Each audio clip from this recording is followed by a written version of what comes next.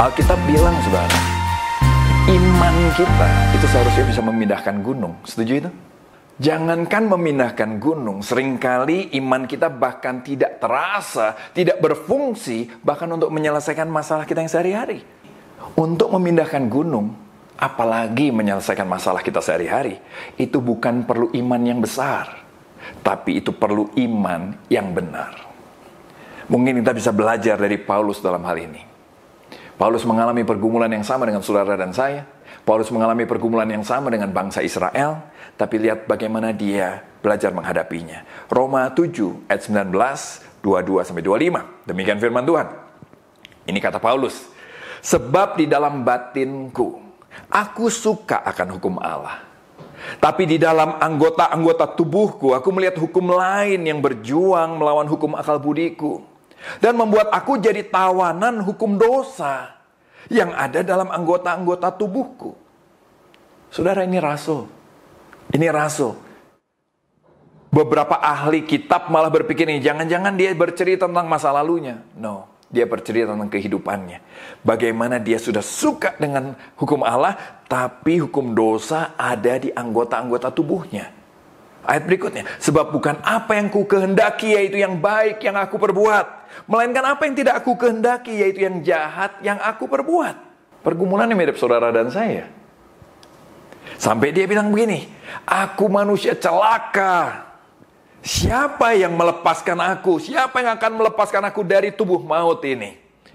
Syukur pada Allah oleh Yesus Kristus Tuhan kita. Lihat ini, dia memilih untuk menyadari. Dia menyadari bahwa di dalam dirinya tetap ada kecenderungan berdosa. Dia menyadari bahwa di dalam dirinya tetap ada keinginan dosa. Bahkan mungkin dia ada melakukan dosa.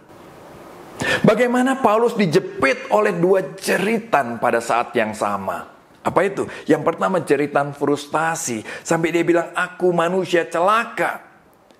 Kenapa dia frustasi? Karena dia menyadari di dalam dirinya ada kecenderungan untuk berdosa.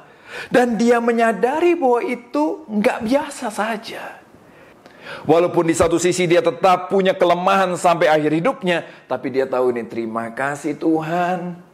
Untuk aku yang manusia celaka ini, Engkau tetap mau mengampuniku, menerimaku, menebus dosaku, mati di atas kayu salib buat saya, menjadikan aku anaknya.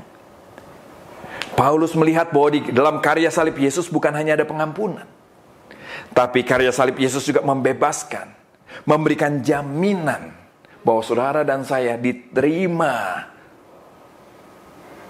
tanpa syarat di dalam Tuhan.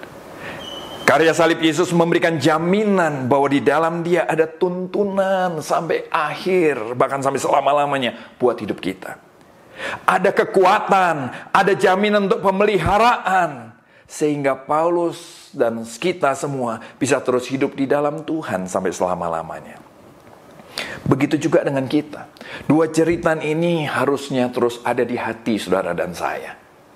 Saudara, jangan karena kita sudah menerima grace, terus kita mau merasa bisa hidup seenaknya. Hey, sikap dan kebiasaan kita itu bisa menghancurkan hidup kita. Sikap dan kebiasaan kita bahkan juga menceritakan hati kita yang sebenarnya. Jangan-jangan kalau kita terus seenaknya, sebetulnya kita seperti bangsa Israel, memang kita tidak percaya sama Tuhan. Kita nggak mau mendekat sama dia. Dia bilang, mereka bilang ini, kami mau jauh-jauh saja. Musa aja yang mendekat. Kami berdiri jauh-jauh dari Tuhan. Sejauh mungkin yang bisa. Iman yang benar akan melahirkan sikap yang benar. Sebab sikap yang benar selalu lahir dari iman yang benar. Nah, bagaimana sekarang mengubah kebiasaan kita? Kalau saudara suka baca buku, saudara mempelajari banyak teori dari ahli-ahli di bagian ini, maka saudara akan menemukan bahwa ahli-ahli itu nggak optimis. Ahli-ahli itu merasa bahwa manusia itu sulit berubah. Kenapa? Karena motivasi manusia itu naik turun, nggak bisa diandalkan motivasi kita. Sebentar semangat, sebentar nggak semangat. Makanya perubahan menurut para ahli biasanya cuma sementara. Cuma sementara waktu, terus nanti kita akan kembali pada kebiasaan yang lama. Tapi para ahli juga memperhatikan, kalau sampai seseorang menemukan trigger, pemicu dalam hidupnya, dan reward yang dia kehendaki, maka inilah yang akan membuat dia bisa merubah kebiasaannya secara permanen. Nah, kalau sudah ketemu trigger, udah ketemu reward, apa yang harus dilakukan? Para ahli bilang ini, premeditating the trigger and reward. Renungkan lagi dan lagi, pikirkan lagi trigger tadi, pemicu perubahan tadi dalam hidupmu, dan reward yang akan kau terima. Karena waktu engkau memikirkan lagi dan lagi, tanpa sadar, apa yang kau mau percaya akan melahirkan sebuah sikap. Dan sikap ini kalau terus dipelihara lewat perenungan tadi, terus kita bayangkan, maka sikap ini akan berubah jadi sebuah kebiasaan, sebuah gaya hidup. Dari firman Tuhan tadi kita bisa belajar yang pertama, jangan keraskan hatimu, jangan keraskan hatimu. Kalau engkau mendengar suara Tuhan hari ini, jangan keraskan hatimu. Ayo mau akui keberadaan kita seperti Paulus mau mengakuinya. Akui kelemahan kita, akui keberadaan kita, akui dan kenali semua akibat yang bisa diakibatkannya. Yang ketiga, temukan trigger dan reward di dalam Tuhan.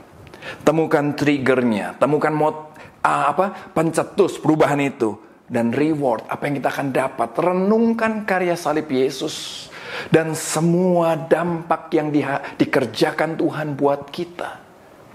Jangan sampai saudara dan saya tidak bisa keluar dari padang gurun kehidupan kita seumur hidup kita. Tuhan berkati saudara ya.